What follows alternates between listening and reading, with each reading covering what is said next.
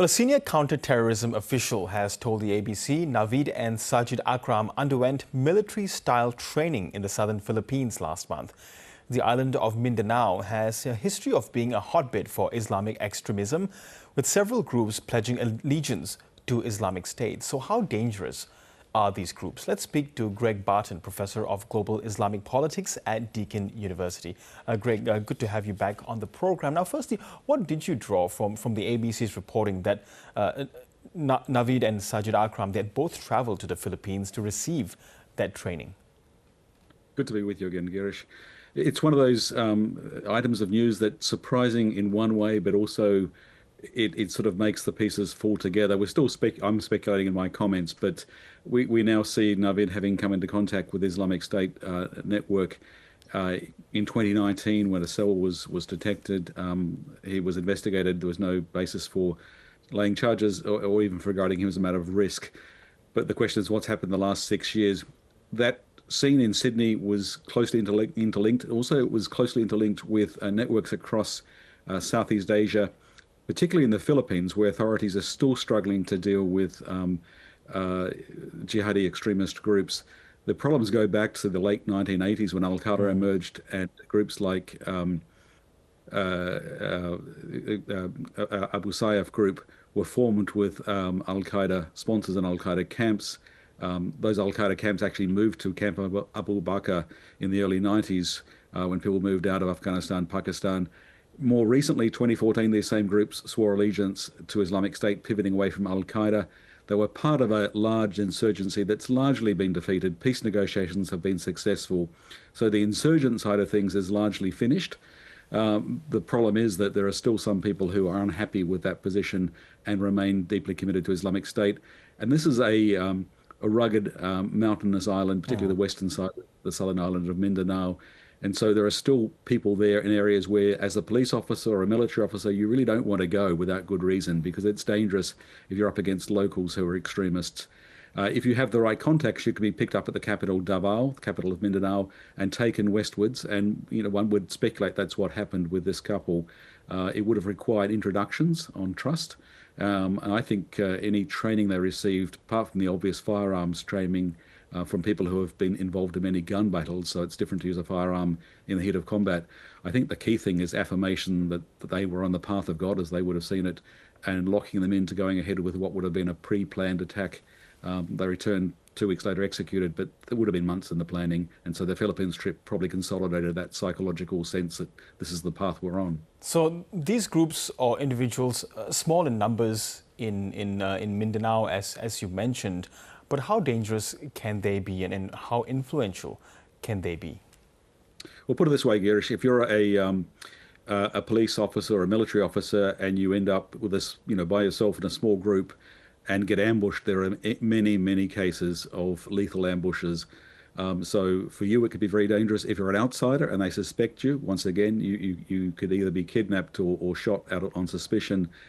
So it's an area you don't want to go. Unless you have very good reason and very good security. It's that dangerous. They're not able to control large parts of territory, but the bits of territory that are theirs, you really don't want to be in that. We're talking mainly heavily wooded, steeply sloping hills and mountains. The insurgents, at the peak of their power, number tens of thousands. We're talking about, probably hundreds of hardcore terrorists who no longer have an insurgency to support them at scale. But in their own neighborhood are still very, very dangerous. And do you believe that the Philippine authorities are still trying to continue to combat these groups, to wipe them out in totality? And perhaps might there be more of a focus given what's happened in Bondi? Absolutely. They've done amazing work of the peace process that's resulted in the Bangsamoro Autonomous Region. However, there are elections this year, and some people, as always is the case with elections, some people miss out. Some people feel that they've lost for reasons that don't have to do with justice and popular process. So that has a risk. The authorities know that the peace process, the political process, has been very successful in getting most people who are former insurgents to sort of join mainstream society. But it's still in a risky transition phase. And there's still a lot of potentials for spoilers. And this is also a part of the world with a lot of guns, perhaps one of the most sort of gun-flooded areas on the planet.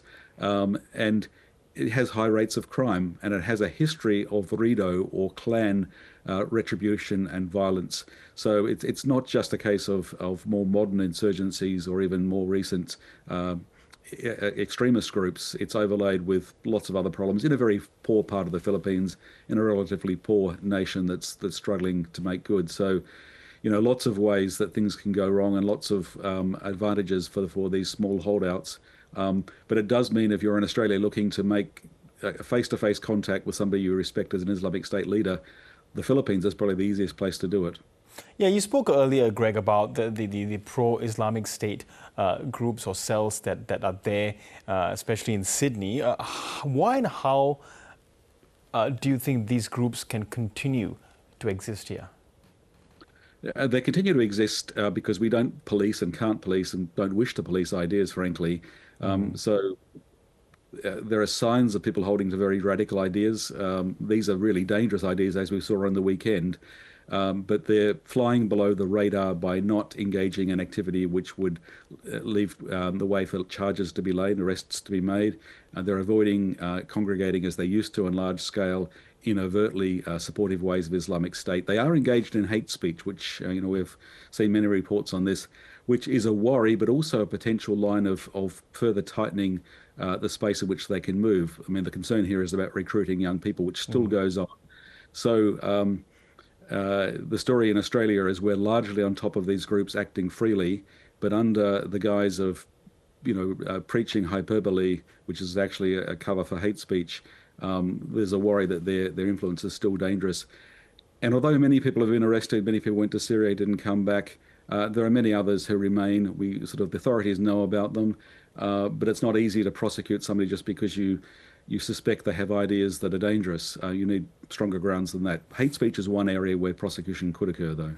Yes. Now what triggered those two shooters to do what they did in Bondi, this unspeakable attack? It does beg the question, Greg, could there be more of such individuals out there with similar intentions? Yeah, there certainly could. That's a very good question, Girish. It does seem that this father and son operated as a tight single unit, so a lone actor attack, not following any local cell, not receiving international orders. But others can look at this, and there's always the danger of copycat attacks without any direct communication, and that could be from people inspired by Islamic State. It could be from neo-Nazis, frankly. It doesn't have to be people who share the same ideology, just sort of admire what was achieved, which sounds perverse, but that's the way violent extremists think. The worry is that we've put a lot of work in counterterrorism investigations and prosecutions. It's really tricky to do. The legal side of it's hard and takes time and resources. So when you've got a case like young Naveed in October 2019, no basis for laying charges, no legal grounds to proceed. He wasn't judged to be arrested. He was just about to turn 18. I can understand why he was deprioritized at that stage. I think possibly there's been a mistake made, though, in not following up in 2020, in 2022, in 2025 to see how is he traveling, how is his family, what do his colleagues say. I don't think we've got the structural pattern in place, the resourcing to allow people to do this sort of maintenance work. We're so focused on frontline responses and counterterrorism operations. That's my speculation.